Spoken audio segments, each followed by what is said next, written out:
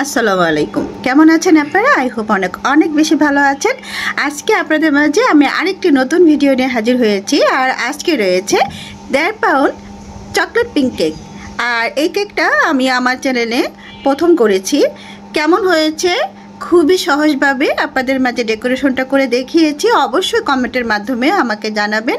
আর যদি ভিডিওটা ভালো লাগে একটি লাইক দিয়ে দিবেন, আর অবশ্যই সাবস্ক্রাইব করতে ভুলবেন না। তো চলুন আর কথা না বাড়িয়ে দেখে নেওয়া যাক আমার ডেকোরেশনটি। আর আমি এই কেকটা কিভাবে ডেকোরেশন করলাম সেটা দেখার জন্য ভিডিওটি না টেনে প্রথম থেকে শেষ পর্যন্ত দেখবেন। প্রথমে কেকটাকে আমি ক্রিম দিয়ে সেট করে নিচ্ছি। আজকে আমি চকলেট হুইপ ক্রিম এবং ভ্যানিলা দুইটা ইউজ করব।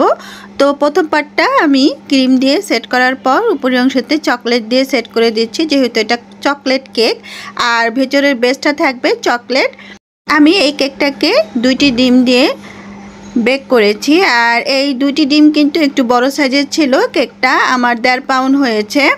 যেহেতু এটা 1 পাউন্ডেরই অর্ডার ছিল, কিন্তু এটা কাস্টমাইজ কেক, আমি কাস্টমারকে বলেই দিয়েছি যে এটা কিন্তু একটু বেশি আছে। তো আমি আপনাদের সাথে কথা বলতে বলতে কিন্তু আমার যে উপকরণগুলো সেগুলোও বলে দিচ্ছি। আমি এখানে ডিম নিয়েছি 2টি এবং 6 ইঞ্চি মোল্ডে কিন্তু আমি এই কেকটাকে বেক করেছি। আর আমার এই কেকটা যে উপকরণগুলো দিয়ে আমি তৈরি করেছি সবগুলাই থাকবে ডেসক্রিপশন বক্সে, আপনারা চাইলে চেক করে নিতে পারেন। আর যদি কোনো প্রশ্ন থাকে অবশ্যই আমাকে টেক্সটের মাধ্যমে জানিয়ে দেবেন, আমি সর্বোচ্চ চেষ্টা করব আপনাদের অ্যান্সারটা দিতে। তো আমি এই প্রথম পার্টটা কিন্তু চকলেট ক্রিম দিয়ে করে ফেলেছি। করে এটাকে আমি সেট করার জন্য ফ্রিজে রেখে দিয়েছিলাম 1 ঘন্টার জন্য, যেহেতু এটা চকলেট কেক, এর উপর আরেকটা বেস বসবে। তো আমি কিছুটা ক্রিমে রেডম্যানের একটু রেড কালারটা দিয়ে পিঙ্ক কালারটা করেছি। এটা লাইট পিঙ্ক হয়েছে। কেকটা কিন্তু উপরের অংশে সম্পূর্ণটাই পিঙ্ক থাকবে। এটা হচ্ছে ক্যামেরার জন্য পিঙ্ক কালারটা দেখা যাচ্ছে যে একটু হোয়াইট হোয়াইট আসছে, আসলে কিন্তু কেকের কালারটা কিন্তু খুবই সুন্দর ছিল। তো চারপাশ থেকে আমি দেখতেই পাচ্ছেন আমি কিন্তু পিঙ্ক কালারটা দিয়ে সেট করে নিচ্ছি এবং উপরের অংশতেও খুব ভালো করে আমি সেট করে নিচ্ছি, যেহেতু কেকটার উপরেও আবার আমি একটা পলিপ দিব চকলেটের। তো এই জন্য কেকটাই কিন্তু আমি ফ্রিজে আবারও সেট করে নিব। তো উপরের অংশটা খুব ভালো করে আমি সেট করলাম। একটি জিগজ্যাগ স্কেপার নিয়েছি, আর এই স্কেপারটা দিয়ে দেখতে পাচ্ছেন আমি চারপাশে একটু ভালো করে ডিজাইন করে দিচ্ছি। আর এটা দিলে কিন্তু একদমই প্রফেশনাল লাগে, মনে হয় যে এখনই বেকারি থেকে কেকটা কিনে নিয়ে এসেছেন। আমরা হোম বেকার, কিন্তু আমরা কিন্তু খুব চেষ্টা করি কাস্টমারের মনটা কিভাবে খুব ভালো হয় সেইভাবে কাজটা করার। তো অবশ্যই আমার ভিডিওটা কেমন হয় আপনারা আমাকে কমেন্টের মাধ্যমে জানাবেন, আর যদি ভালো লাগে একটি লাইক দিয়ে দিবেন। তো আমি হোয়াইট চকলেট গানাশ নিয়েছি, এর মধ্যে কিছুটা দিয়েছি রেড কালার দিয়ে আমি এই একটা মিষ্টি মিষ্টি কালার এনেছি। এটা কিন্তু ক্যামেরার জন্য এরকম লাগছে, আসলেই কিন্তু কেকের কালারটা ছিল পিঙ্ক। যেহেতু এটা চকলেট পিঙ্ক কালার, আমি পিঙ্ক শেড দিয়ে কেকটা করেছি।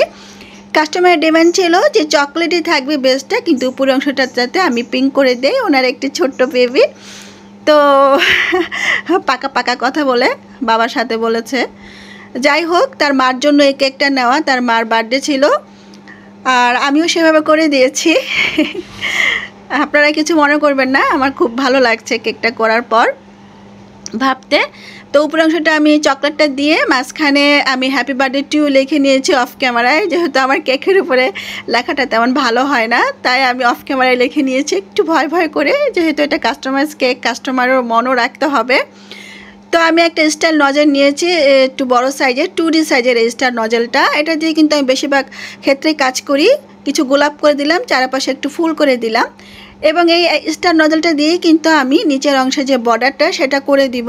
আমি এক নজেলেই সব কাজটা করেছি, আপনাদের মাঝে একদমই আমি ইজিভাবে শেয়ার করেছি। আর দেখতে পাচ্ছেন আমি কিন্তু নিচের বর্ডারটাও দিয়ে দিচ্ছি। আর বর্ডারটা দেওয়ার পর উপরে আমি কিছু টপার দিব, চকলেট টপার। আমি আরেকটি নতুন ভিডিও নিয়ে আপনাদের মাঝে হাজির হব। সেই পর্যন্ত আল্লাহ হাফেজ। সবাই সুস্থ থাকবেন, ভালো থাকবেন এবং আমার জন্য অনেক অনেক বেশি দোয়া করবেন। আর যদি ভিডিওটি ভালো লাগে আমার চ্যানেলটা সাবস্ক্রাইব করে দেবেন।